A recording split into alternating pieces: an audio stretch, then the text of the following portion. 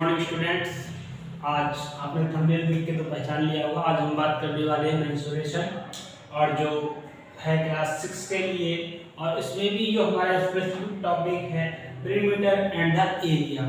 तो means menstruation related है किसी भी साइज शेप से रिलेटेड, और उसके एरिया और पेरीमीटर्स को हम इसके टॉपिक से या इस यूनिट मेंस्ट्रुएशन से कंप्लीट करेंगे। इसमें हम डिफरेंट टाइप की शेप जैसे ट्रायंगल, रेक्टेंगल, स्क्वायर, इन सबको क्या करेंगे, डिस्कस करेंगे और उनका पेरीमीटर और एरियाज को निकालना हम सीखेंगे। चलिए शुरू करते हैं।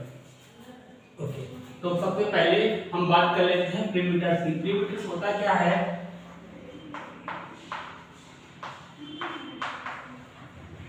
किसी भी शेप का, जैसे हम कहीं बात करें रेक्टेंगल या ट्रायंगल या फिर स्क्वायर की, उसकी क्या साइड्स होती है। जैसे हमने बात कर ली रेक्टेंगल शेप को लेते हैं, ये रेक्टेंगल एरिया में जिसकी हमने सामने की साइड कैसी होगी, इक्वल होंगी। मान लीजिए इसका A B C and D. Okay, A B is equal to D C होगा। ओके, इसकी length, and C B is equal to A D या डी ए होगा। ओके, इसकी लेंथ इक्वल होगी। तो उसमें पेरीमीटर्स के लिए क्या करेंगे, हम इसकी शेप को काउंटिंग करेंगे, मींस इसको मेजरमेंट करेंगे। तो क्या हो जाएगा इसके लिए, तो सबसे पहले हम फार्मूला से पहले हम उसके डिफरेंट टाइप की शेप के बारे में समझ लेते हैं। जैसे स्क्वायर है जिसकी ऑल साइड्स कैसी होती हैं, इक्वल होती है। मान लेते हैं इसकी साइड ए है, ए ए ए, इसमें भी हम सेम ऐसे ही नाम ले लेते हैं, A B C and D. ऐसी एक शेप और आती है ट्रायंगल की, इधर लगा देते हैं।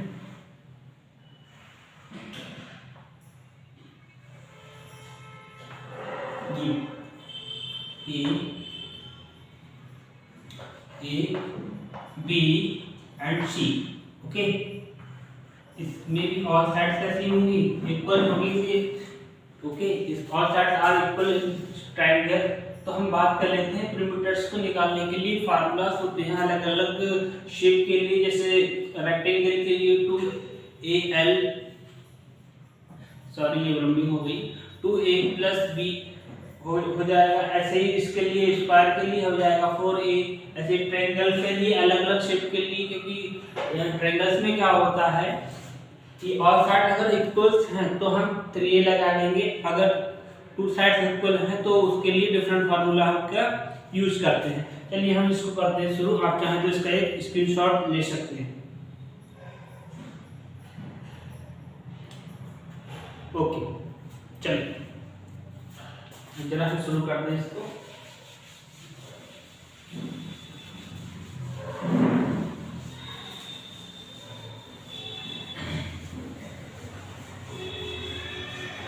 तो सबसे पहले हम बात करेंगे रेक्टेंगल से रिलेटेड। तो रेक्टेंगल क्या करेंगे, पेरीमीटर ऑफ अ रेक्टेंगल क्या हो जाएगा बच्चे, मान लो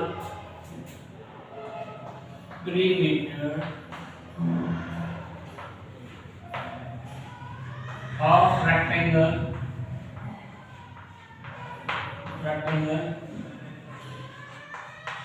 इज इक्वल टू क्या हो जाएगा बेटा,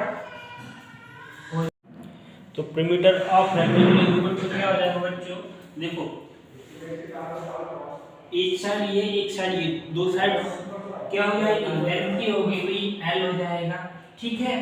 और वन साइड ये ब्रेथ की होगी, तो इन दोनों को हम क्या करेंगे, इन दोनों को हम प्लस कर लेंगे, क्योंकि हर एक की कितनी साइड हैं, 2 साइड्स हैं। तो ये क्या हो जाएगा, इसका पेरीमीटर ऑफ द रेक्टेंगल हो जाएगा। ये इसका क्या हो जाएगा बेटा, फार्मूला है। ओके, हम इसको नोट डाउन कर लेंगे, आप चाहें तो इसका एक स्क्रीनशॉट भी ले सकते हैं, ठीक है ना। चलिए, तो इसको अगर कुछ क्वेश्चंस में क्या होता है, इसकी वैल्यूज डिफरेंट आ जाती है, मींस अलग अलग टाइप से आपको पूछ सकता है। पेरीमीटर्स को p से भी डिनोट करते हैं, ठीक है, आप लिख लेना है आपको कि पेरीमीटर्स को p से भी डिनोट करते हैं। इसमें फार्मूला हो जाएगा 2l + v।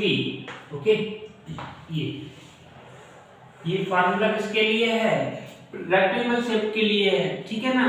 कि अगर आपसे क्वेश्चन इस टाइप से भी आपसे पूछ सकता है कि कॉस्ट दी होगी और फेंसिंग के मींस उसको चारों दीवार से क्या हो घेरने के लिए, फेंस करने के लिए आपको कॉस्ट दी हो मीटर में, सेंटीमीटर में, और आपसे पूछ सकता है कि फाइनल पे कितना किया है। जैसे मैं एग्जांपल के थ्रू आपको समझाऊंगा। ओके चलिए।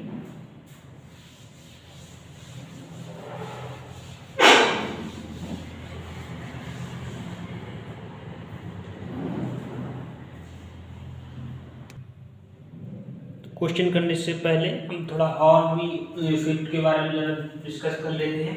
तो ये जो रही हमारी स्क्वायर है, तो स्क्वायर में हम जानते हैं कि ऑल साइड्स कैसी होती हैं, इक्वल लेंथ या विड्थ की होती हैं। तो इसमें जैसे हमने ये स्क्वायर शेप बना लिया है A B C and D, तो इसकी ऑल साइड्स क्या हो गई हैं, ए मींस हमने इंडिकेट कर दिया है कि इनकी ऑल साइड्स कैसी हैं, इक्वल है। तो perimeter ऑफ द स्क्वायर का फार्मूला बेटा क्या हो जाएगा हमारा 4a। क्या हो जाएगा 4a, क्योंकि कितनी साइड्स हैं, 4 साइड्स हैं, और साइड्स कैसी हैं, इक्वल हैं, ए शेप्ड हैं। जैसे एग्जांपल लेते हैं, अगर a = 5 हो गया और आपसे पूछा जाए कि find the perimeter of a square, तो कितना हो जाएगा 4 × 5 मींस 20। अगर सेंटीमीटर में है तो सेंटीमीटर में, या मीटर में तो आप मीटर में आंसर को लिख देंगे। ओके ठीक है। और ऐसे ही एक अदर शेप आती है perimeter of a equilateral triangle. ये ट्रायंगल है, ओके। तो इक्विलेटरल में क्या होता है, जो उसकी ट्रायंगल की ऑल साइड्स होती हैं वो कैसी होती है, हमारी इक्वल शेप होती हैं। कैसी होती हैं, इक्वल शेप होती है। जैसे मैंने एक सर्कल के लिए लिया है एक पी क्यू आर, एक ट्रायंगल है। कैसा ट्रायंगल है, इक्विलेटरल ट्रायंगल है, और उसकी ऑल साइड्स कैसी हैं, इक्वल है। ओके एग्जांपल के लिए अगर हम ले लेते हैं a 3 ले लेते हैं, मान लीजिए, तो 3 हो जाएगा। तो यहाँ पर इसके लिए फार्मूला क्या बन रहा है हमारे लिए कि 3 साइड है और ऑल साइड कैसी है, इक्वल है। तो इसका क्या हो जाएगा 3 × length of one side. Okay length of अब one side is equal to क्या हो जाएगा बच्चों, 3a लगा लो, 3a या 3a कुछ भी लिख सकते हैं। ये तो एक वेरिएबल नंबर है a, ठीक है, वो तो चेंज हो सकता है। जैसे कि हमने अलजेब्रा में प्रीवियस चैप्टर में पढ़ा भी था, नंबर्स कैसे होते हैं, वेरिएबल और नॉन वेरिएबल टाइप्स के भी होते हैं, ठीक है ना। तो अब नेक्स्ट टाइप की शेप को हम आगे डिस्कस करते हैं।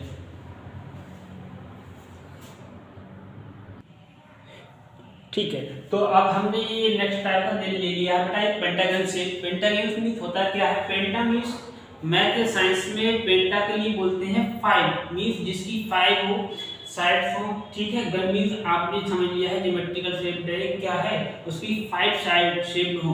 और देखिए रेगुलर है मींस उसकी जो साइड्स वो कैसी हैं, इक्वल साइड्स है, जिसको नाम दे दिया हमने पी क्यू पी, ये P M and O P, ठीक है। ये इसका क्या नाम हो गया है, नाम मींस पेंटागन का नाम लिख लिया है। और इसकी साइड्स कैसी होंगी बेटा, इक्वल होंगी, all sides are equal, length या विड्थ कह सकते हैं आप। तो इसके लिए perimeter ऑफ अ पेंटागन के लिए क्या फार्मूला लगाएंगे हम, a + a मींस साइड कितनी है, टोटल 5 साइड्स हैं, तो इसके लिए क्या लगा देंगे हम 5a, ठीक है। आपसे अगर क्वेश्चन में पूछ लिया जाए find out the regular pentagon और a ये मींस एक साइड दे रखी हो 3, तो क्या कर देंगे हम 5 × 3 कर देंगे, टोटल आ जाएगा 15। सेंटीमीटर में हो तो सेंटीमीटर में, और मीटर में हो तो आप मीटर में उसका आंसर लिख पाएंगे। जरा आप एक बार स्क्रीनशॉट ले लीजिए, फिर आगे बढ़ते हैं। चलिए ओके तो नेक्स्ट शेप ले लेते हैं हम एक हेक्सागोन, ठीक है। हेक्सागोनल भी बोल देते हैं कहीं कहीं, और कहीं पर हेक्सागोन भी कहते हैं। रेगुलर शेप है, जैसे कि अभी हमने प्रीवियस में बोला कि एक पेंटा था मींस उसका 5 होता है, और हेक्सा मींस बेटा मैथ या साइंस की फॉर्म में उसको क्या कहते हैं 6, ठीक है। ये कुछ ऐसे आईयूपीएससी नंबर जब आप 10th में आएंगे या इंटरमीडिएट में तब आप पढ़ेंगे, या मैथ में आगे डेका आपने सुना होगा, डेका मीटर, डेसीमीटर, तो ये भी क्या होता है 10 के लिए यूज किया जाता है। ये क्या होता है उनकी लैंग्वेज होती है टैक्सोनॉमी के थ्रू। तो ये रेगुलर है तो रेगुलर मींस क्या होगा, इसकी ऑल साइड्स कैसी होंगी बेटा, सेम लेंथ या विड्थ की होगी। जैसे मान लें इसका ए लिख देते हैं, ए ए ए ए कितनी साइड्स है इसमें, 6 साइड है, 1 2 3 4 5 6। ओके, तो ये क्या है हेक्सागोनल शेप है। तो इसका नाम दिया है STUVWX। ओके, तो इसके लिए क्या करेंगे, पहले इसका नाम कर देंगे perimeter of a rectangular hexagon STUVWX। Correct, तो इसके लिए हो जाएगा बेटा ए को हम कितनी टाइम ले लेंगे, 6 टाइम लिखेंगे ए।